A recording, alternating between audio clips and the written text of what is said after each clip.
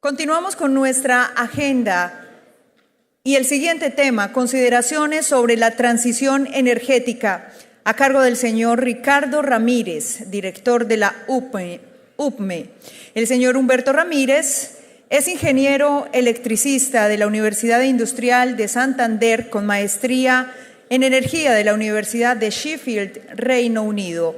Con más de 30 años de experiencia en el sector energético, tanto en el ámbito público como privado, se ha desempeñado como jefe de la División de Minas y Energía del Departamento Nacional de Planeación, experto comisionado de la Comisión de Regulación de Energía y Gas Natural CREG, secretario técnico del Consejo Nacional de Operación de Gas Natural y gerente de fiscalización de la Agencia Nacional de Hidrocarburos, ANH, entre otros.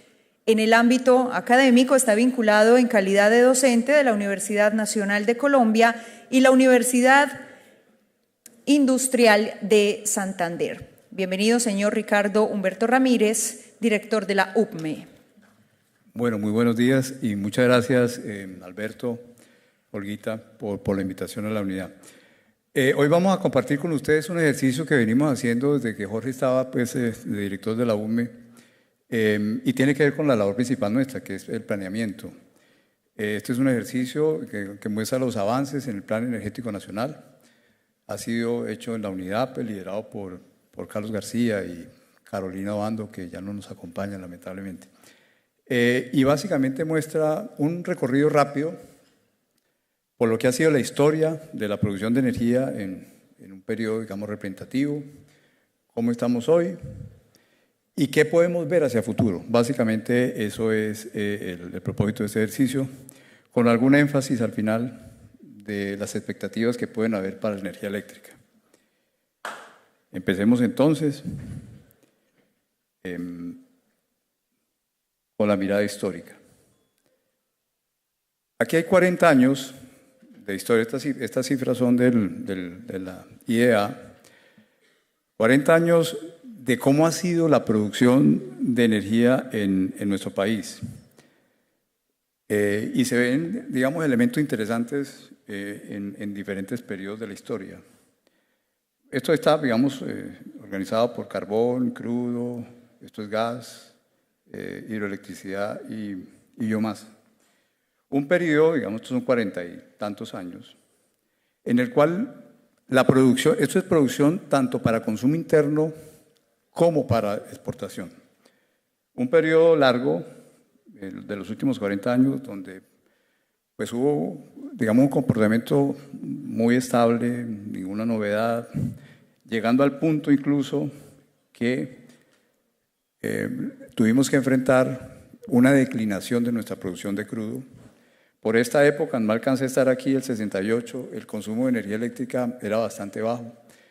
Hace 50 años consumíamos del orden de 4.500 gigavatios hora año, casi 15 veces menos de lo que estamos consumiendo ahora. Y aparecen elementos relevantes en esta historia que vale la pena señalar y analizar. Empieza, digamos, por acá ya un repunte interesante en la producción de crudo, es Caño Limón. Luego otro repunte también en crudo de Cusiana, Piagua, y luego otro también de crudo, con diferentes, digamos, móviles. Por supuesto, la dotación del recurso natural es importante, pero también el apoyo, digamos, de ciertas políticas públicas para que eso fuera factible.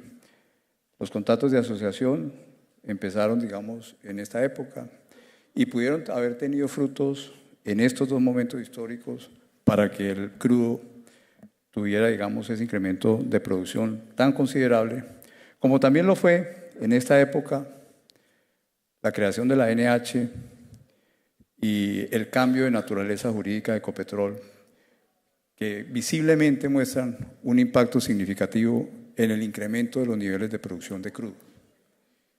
Igual sucede con carbón.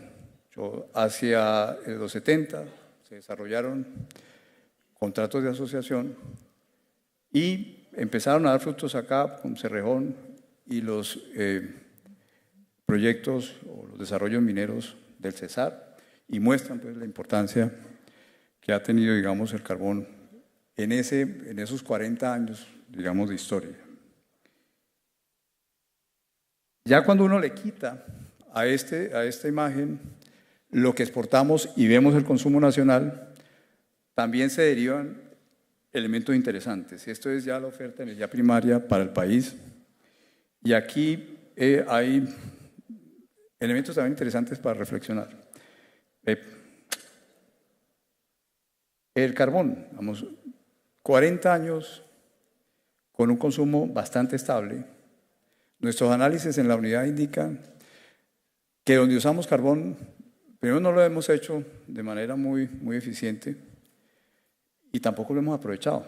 Los estudios que hemos hecho de eficiencia energética indican que tenemos calderas todavía de 60 años, 30 años. Las plantas de generación termoeléctrica nuestras tienen más o menos esa misma edad.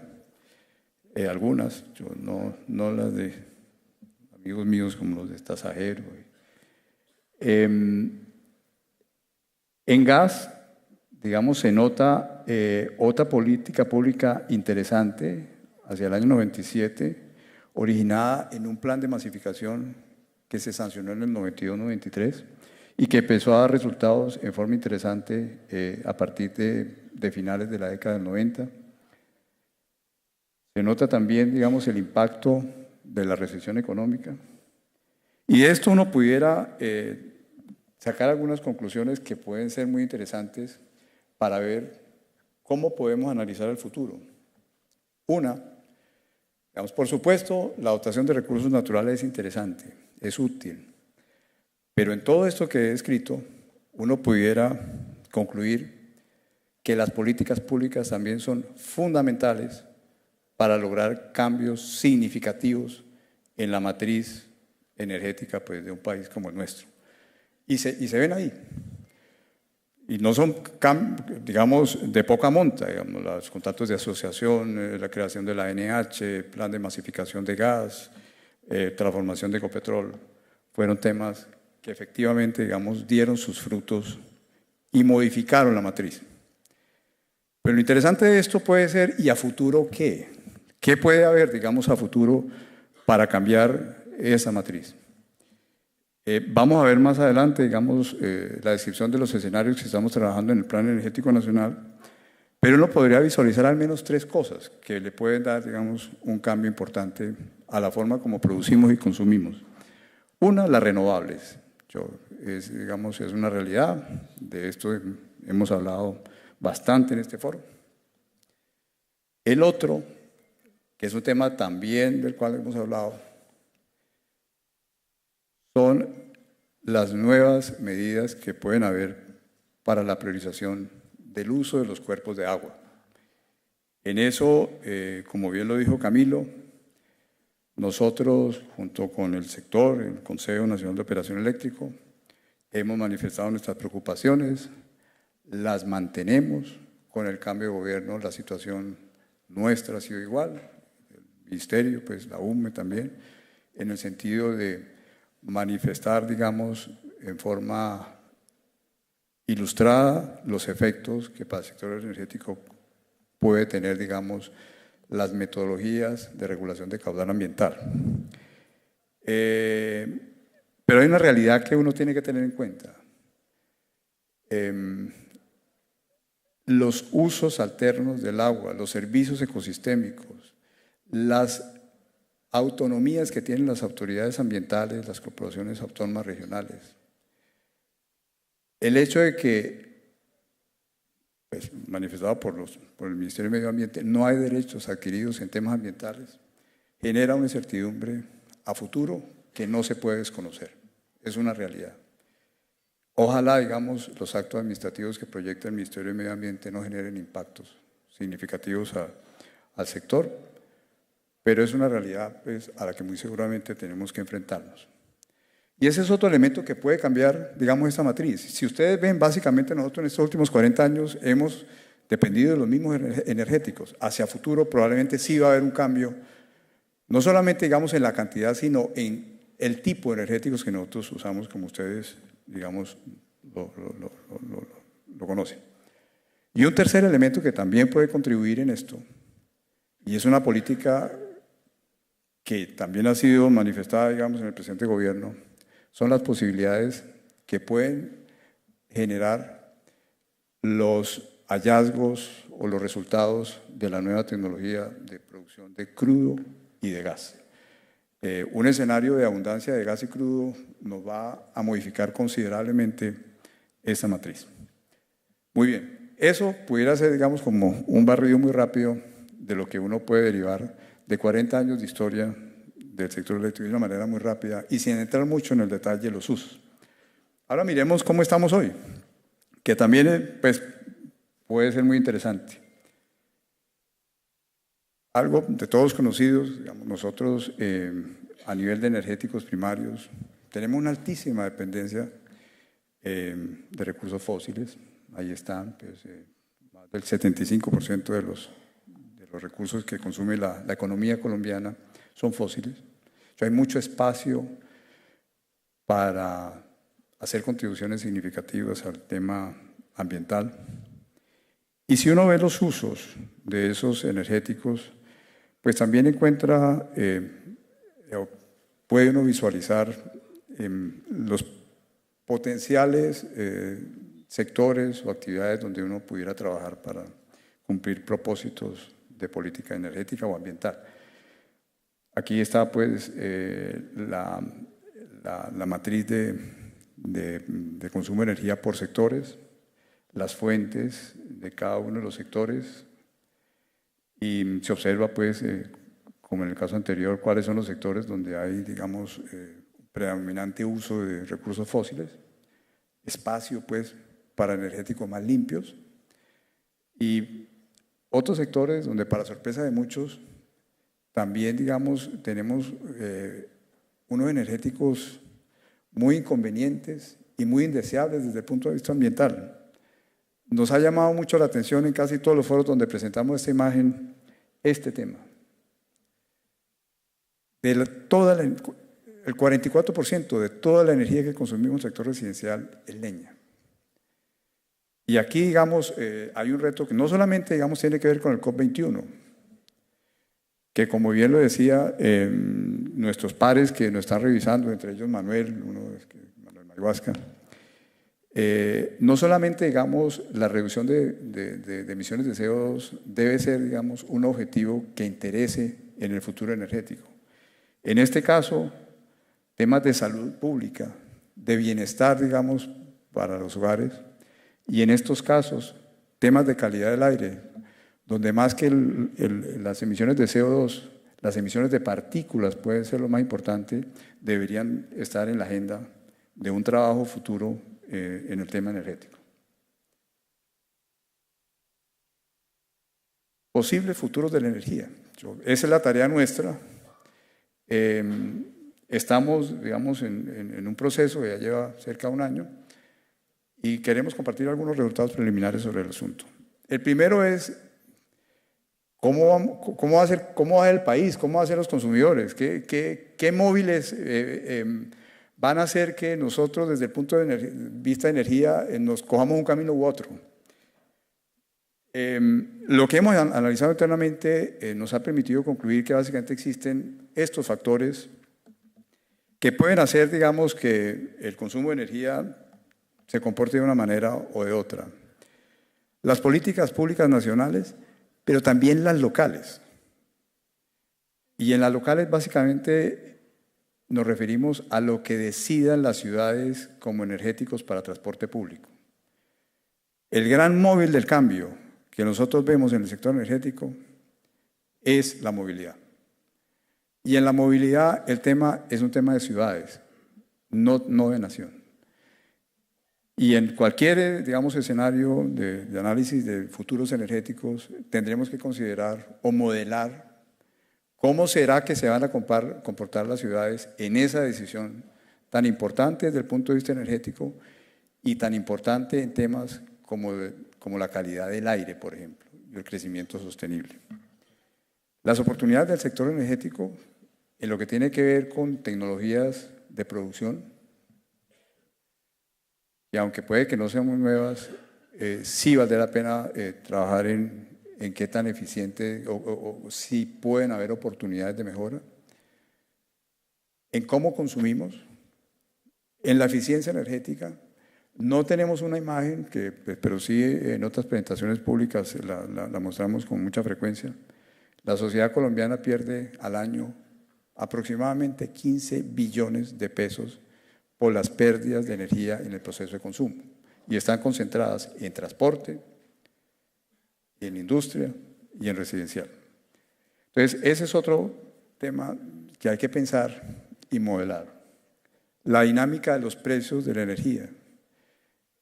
La matriz nuestra será una con precios que reflejen el costo real o de oportunidad de los recursos y otra con energéticos que estén fuertemente subsidiados o que no internalicen los efectos ambientales.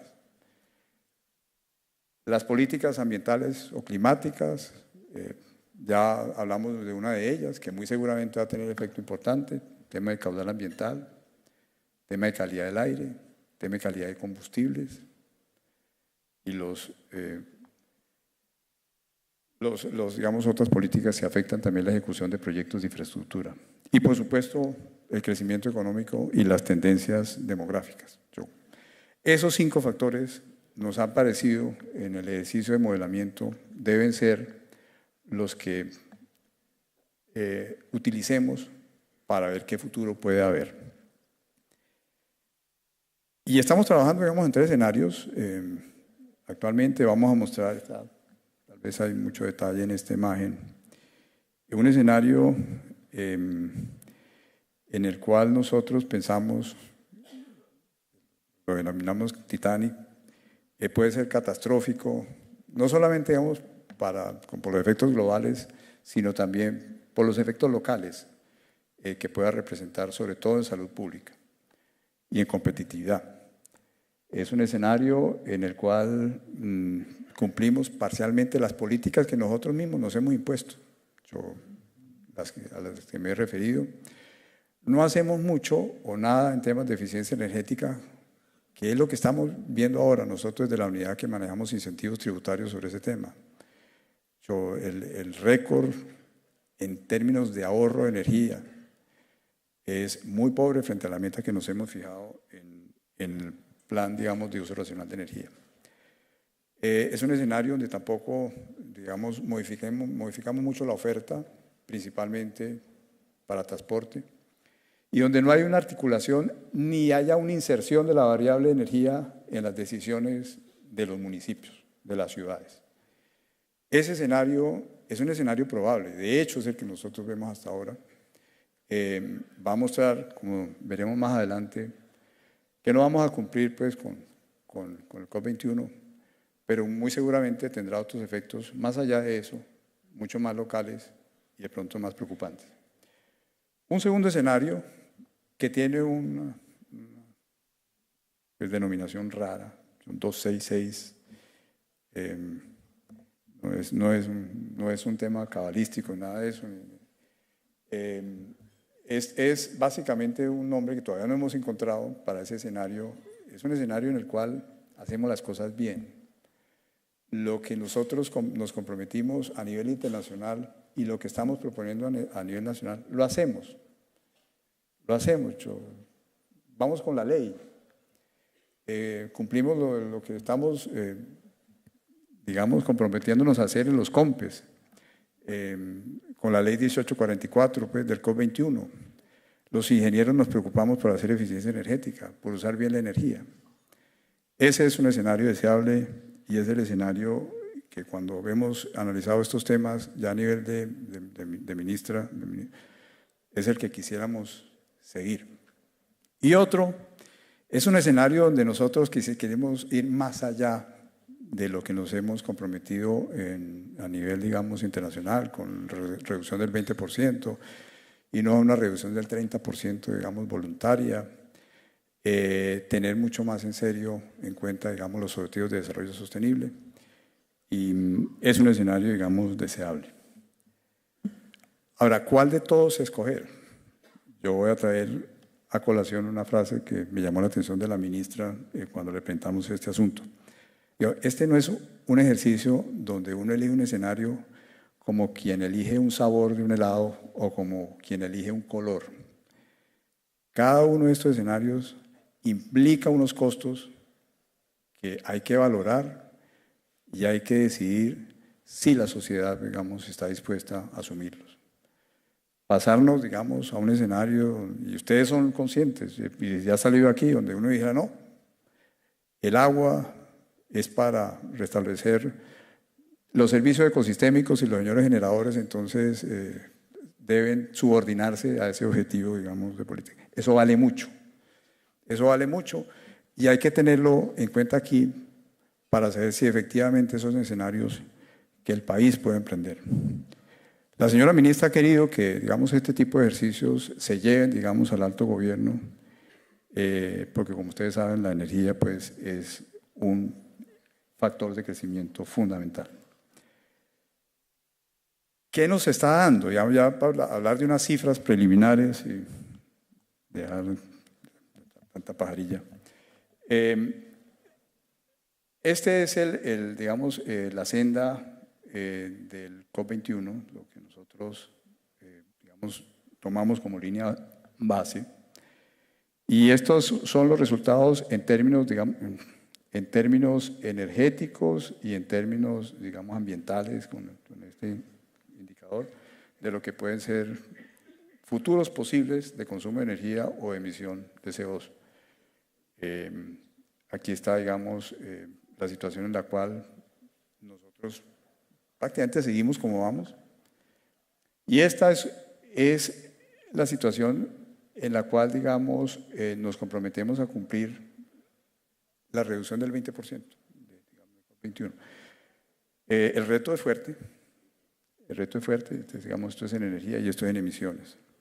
Ahora vamos a ver la desagregación ya de más interés para este auditorio, digamos, para el caso eléctrico, de cómo son esos escenarios desde el punto de vista, digamos, de sectores de consumo.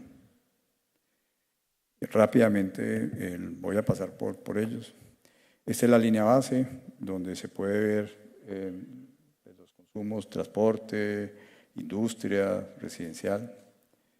Esta es la meta a la que nos comprometimos, ahí está el 20%. Y los resultados preliminares que hemos obtenido con los supuestos que describí se muestran a continuación. Este es el escenario en el cual no cumplimos. El escenario donde ya, digamos, nos movemos hacia el cumplimiento de esas metas ambientales y locales que nos hemos fijado. Y este es el escenario donde nos excedemos en, digamos, esos propósitos que nos hemos establecido. De esto, en este caso, en esta digamos, serie de información, una conclusión, pues, que sale de bulto es que el sector transporte seguirá siendo, digamos, el principal consumidor de energía y que es posible, digamos, que cumplamos los compromisos que nos hemos fijado internacionalmente y que eso a lo mejor cueste mucho. Nosotros vamos a hacer un ejercicio, nos hemos fijado internamente y con nuestros pares, de valorar los costos que implica cada uno de estos escenarios para poder, digamos, recomendar decisiones con fundamento. Este es el caso del comportamiento por sectores de consumo. Miremos el caso de los energéticos. ¿Qué cambios pueden haber, digamos, en la matriz de energía hacia futuro? De acuerdo con estos ejercicios que hemos visto. Aquí está la composición de la energía y esto es de las emisiones de cada energético. Por digamos, el tiempo que tengo, solo me voy a concentrar en esto. Y aquí, digamos, con el escenario COP21, los energéticos principales son, digamos, los derivados del petróleo, estos dos, el gas natural, y aquí está, digamos, la electricidad. La tenemos así, no la tenemos desagregada, porque algunos, digamos, energéticos primarios de la electricidad pueden ser también fósiles, pero la tenemos así. Y aquí observamos que la electricidad está como en un cuarto lugar en el orden de uso de los energéticos.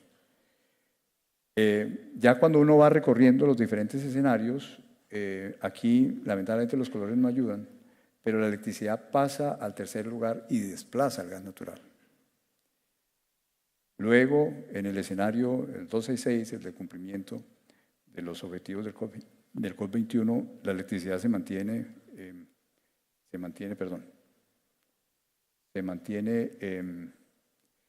el tercer lugar. Y en el escenario utópico, deseable, soñado, la electricidad puede llegar a ser el energético más importante en la matriz eléctrica colombiana. Y esa es una conclusión que nos parece muy relevante. Es una conclusión que tiene fundamento, digamos, pues, sacar pecho científico, pero es lo que nos están mostrando los números. Sí puede haber un futuro en el cual nosotros tenemos el energético que esta industria maneja como principal fuente de energía para la sociedad colombiana. Miremos otras cifras, también rápidamente. Las proyecciones sectoriales de energía eléctrica, que también pueden, digamos, mostrar resultados interesantes. Este es el consumo de energía eléctrica desagregado por sectores. Aquí está pues, el sector residencial, industrial, comercial y la agricultura. El transporte no se ve en esta imagen y la verdad tiene una participación marginal el día de hoy. En el escenario Titanic, pues nosotros básicamente no variamos mucho la composición de, digamos, esa demanda eléctrica. Pero yo a medida que uno empieza a pasar a unos escenarios donde se toma más seriamente el tema de la eficiencia energética, ya empieza a ver que pudiéramos consumir mucho menos en la industria. Y si seguimos hacia los escenarios, digamos, con mayor compromiso de tipo ambiental, ya se observa que el sector transporte va a tener una participación importante, digamos. Con estos análisis, pues uno puede encontrar que efectivamente el futuro eléctrico va a cambiar. Va a cambiar y ese cambio depende, como lo vimos digamos, en el análisis rápido de los 40 años, depende de decisiones que se tomen, como las que describió Camilo, digamos, hace unos minutos, y del comportamiento de la sociedad en general. Es un reto mucho más difícil de lo que fueron los retos que enfrentamos hace 40 años, digamos, en las imágenes que mostré. Con esto, pudiéramos ver también, esta es una imagen que puede ser interesante, esta es una imagen de las conexiones aprobadas, de cómo están evolucionando el apetito y la viabilidad de la oferta de energía eléctrica. Aquí mostramos, digamos, las conexiones que hemos aprobado en este periodo de tiempo, y con diferentes colores, procurando, digamos, ayudar al entendimiento. Esto es las hidros, solares, carbón y eólica. Se ven, digamos, tendencias que ustedes ya conocen, pero estas son las cifras son cifras mucho más reales que las del registro de proyectos, que detrás de una conexión eléctrica hay un desarrollo, detrás de una conexión eléctrica aprobada hay un esfuerzo, digamos, financiero, técnico para llevar un proyecto a ese estado. O sea, son proyectos muy viables. Aquí, digamos, mal contados, tenemos más o menos 7.000 megavatios en toda esta imagen y cerca de 160 proyectos con conexión aprobada desde el año 2013 a 2023. Y se observa claramente, digamos, hacia futuro, la preponderancia de las renovables, digamos. Es algo que coincide con lo que mostró Camilo de los ejercicios de planeamiento nuestro, que son ejercicios de escritorio, donde definitivamente, digamos, el tema es vamos para las renovables. Con esos, digamos, esta es la imagen en megavatios, aquí está la imagen en términos de número de proyectos, Y, digamos, hay oferta, hay agentes. Y ya para concluir, finalizo mi charla pues, con un resumen de las principales conclusiones que pueden derivarse de estas cifras que hemos mostrado, pues, que pueden, digamos, permitir diferentes interpretaciones. Una, los cambios en la composición histórica de la oferta de energía obedecieron principalmente a eficaces decisiones de política. Primeras dos imágenes que mostré. También se vislumbran a futuro fuertes cambios en la composición de la oferta, igualmente motivados por decisiones de política. El tema de las renovables, Camilo se extendió bastante en lo que han sido las políticas adoptadas recientemente pues, para impulsar estos recursos, el fracking y eventualmente las prioridades que definan las autoridades ambientales sobre el uso de los cuerpos de agua. La matriz energética de nuestra economía es altamente dependiente de los recursos fósiles y eso compromete calidad de vida y objetivos de desarrollo sostenible. Otra conclusión que puede uno encontrar es que la elección de qué futuro energético queremos, hay que valorarla, hay que tomarla de manera informada y con suficiente sustento. Y finalmente, la energía eléctrica pues, va a incrementar su participación y será fundamental lo que nosotros hagamos en lo que tiene que ver con cómo la producimos y cómo la consumimos. Y con esta imagen pues termino la presentación y les agradezco mucho la atención. Muy amables.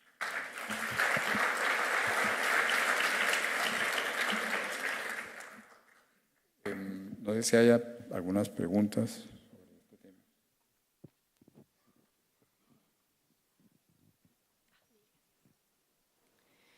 Buenos días. Sí, quisiera preguntar por los procesos que se están adelantando actualmente, si tenemos alguna fecha para cuándo se publicarán los pliegos tanto de la regasificadora del Pacífico y la subasta de contratación a largo plazo. Bueno, voy a contestar primero la segunda porque puede ser de más interés para este foro. Nosotros ayer sacamos una circular en la que manifestamos que suspendíamos la publicación de pliegos de la subasta de contratos de largo plazo en razón a que se están analizando, los comentarios que formuló la industria a las resoluciones que expidió el Ministerio de Minas hace unos 3 meses.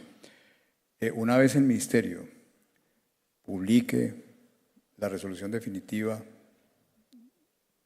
que reglamenta la subasta y la CREG haga lo mismo y se tenga la minuta del contrato, nosotros publicaremos los pliegos definitivos para la subasta e invitaremos, a un taller de socialización sobre el tema. Esa es, la razón por la cual se publicó esa circular, pero el mensaje que queremos dar es que en ningún momento, repito, el objetivo de adelantar la subasta de contratos de largo plazo no se va a llevar a cabo. Simplemente, probablemente se aplace unos meses, pero la subasta va. La de planta de regasificación.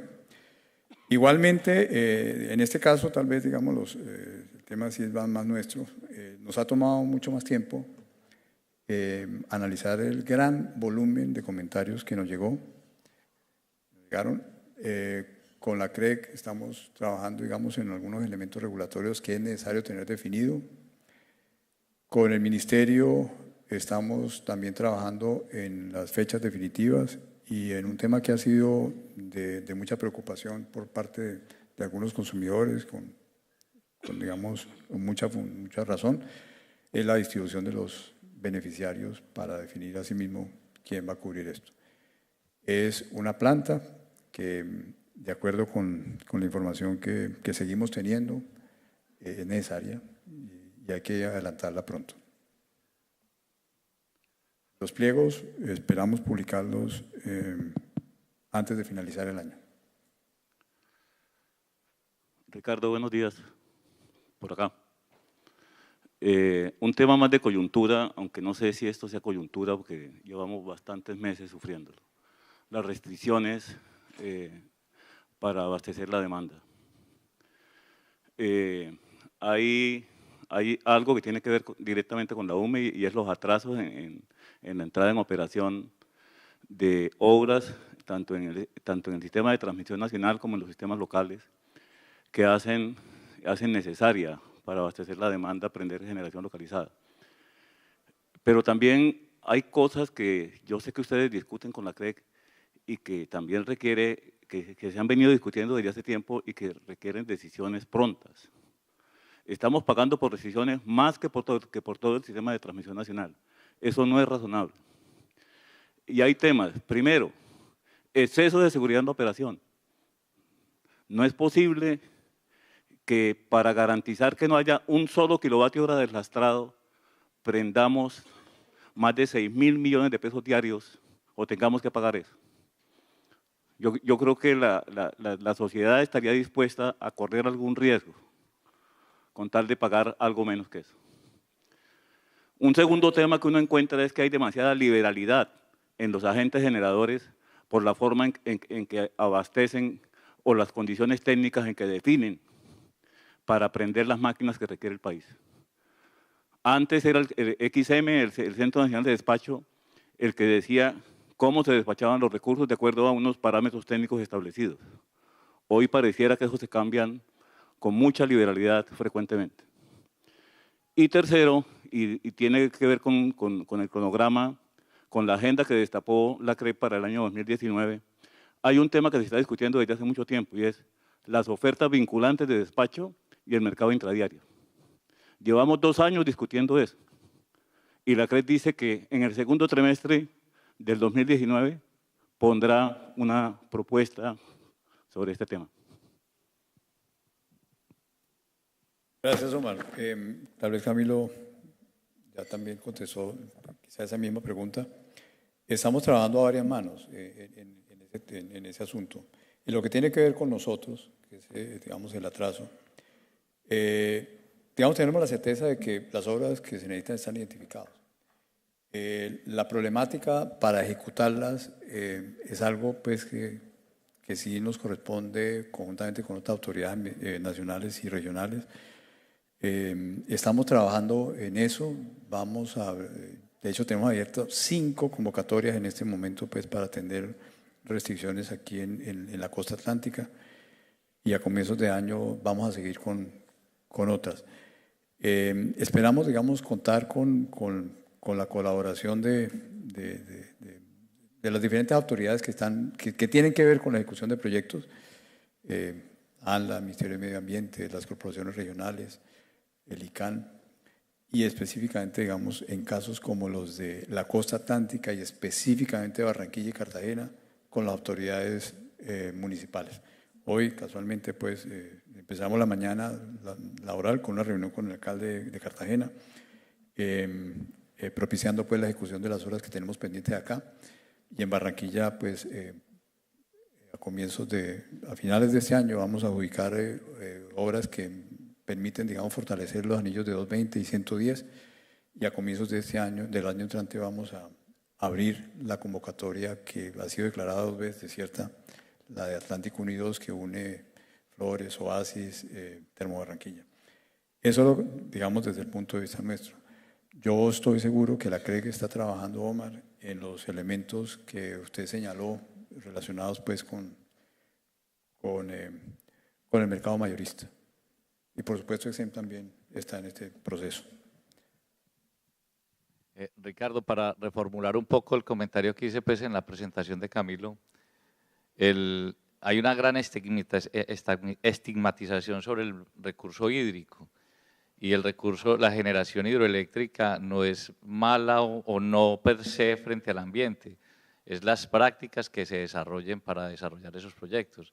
Y hay prácticas como las que tiene IHA y otros protocolos que antes, por el contrario, muestran un gran beneficio para el desarrollo de las regiones, incluso con emisiones de CO2 en el largo plazo totalmente comparables con cualquier fuente de generación no convencional. Pero si la norma se va es por restringir el uso del agua con el tema del caudal ecológico en una magnitud que sea considerable, pues lo que no va a haber es cierre financiero para ese tipo de proyectos. Entonces, la preocupación que hemos tenido, pues los que hemos desarrollado hídrica, es que los incentivos que se generen en este tema del caudal ambiental casi que limiten el desarrollo de ese tipo de generación. Entonces, si eso es así, pues ¿qué vamos a hacer desde la política? Porque no es solamente el componente ambiental, sino ustedes desde la planeación, ¿qué señales están dando para que este amplio recurso que tiene el país pues no se pierda para complementar, como así se necesita, pues las otras fuentes de generación que son intermitentes? Es una pregunta muy difícil. Los argumentos que la autoridad ambiental esgrime para, digamos, sustentar las metodologías que se han venido discutiendo, digamos, son fuertes, son muy fuertes, digamos, en el tema. Ellos tienen unas imágenes que hacen entendible, digamos, este comportamiento. Una imagen del país, en las áreas donde menos llueve, y son, digamos, las áreas alrededor de los valles de los ríos Cauca y Magdalena, las áreas donde más personas habitan y son las mismas, y las áreas donde más centrales de generación eléctrica existen y son las mismas. Y eso, digamos, claramente indica que los usos alternos de ese recurso, digamos, son importantes, y los servicios ecosistémicos también. La inquietud que usted ha planteado, Diego León, eso digamos, se ha ventilado, digamos, Alberto tal vez y Jaime, que nos acompañó en las reuniones que hemos sostenido con el ANLA y Minambiente en el gobierno anterior, y en este gobierno también se han planteado, digamos, esas preocupaciones. Esperamos que se han tenido en cuenta, pero es una situación que seguramente se va a dar a futuro. Ya algunas decisiones, digamos, dolorosas para el sector, como, digamos, las licencias de Cañafisto, Piedra del Sol, nos indican que probablemente a futuro las hidroeléctricas van a tener más dificultades de lo que ha tenido, digamos, en el pasado. Es algo que habrá que analizarlo y ver cómo se maneja a futuro.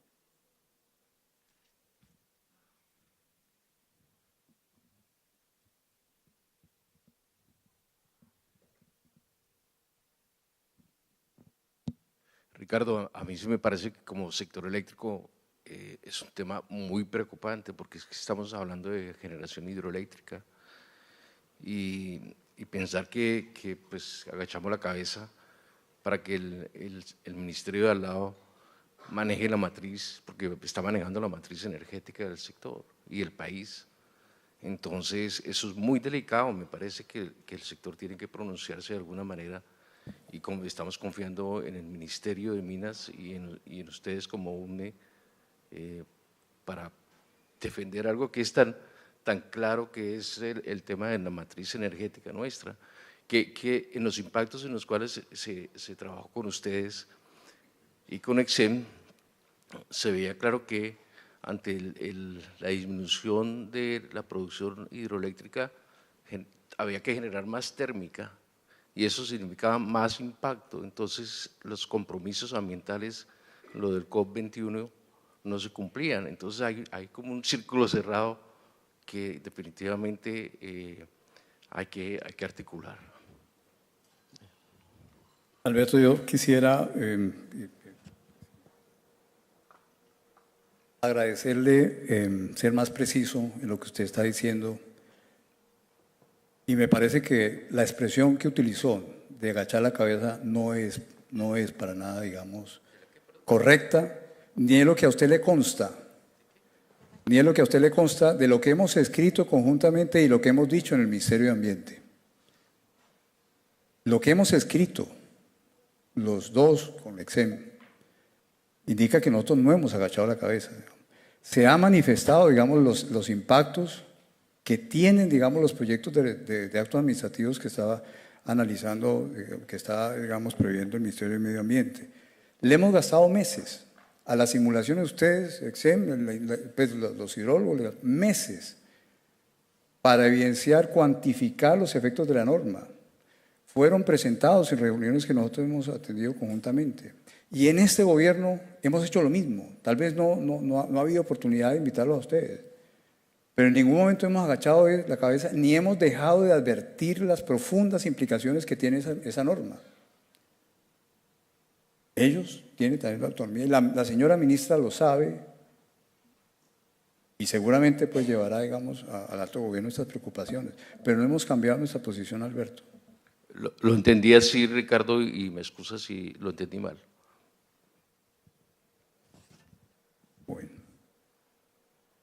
Bueno, muchas gracias.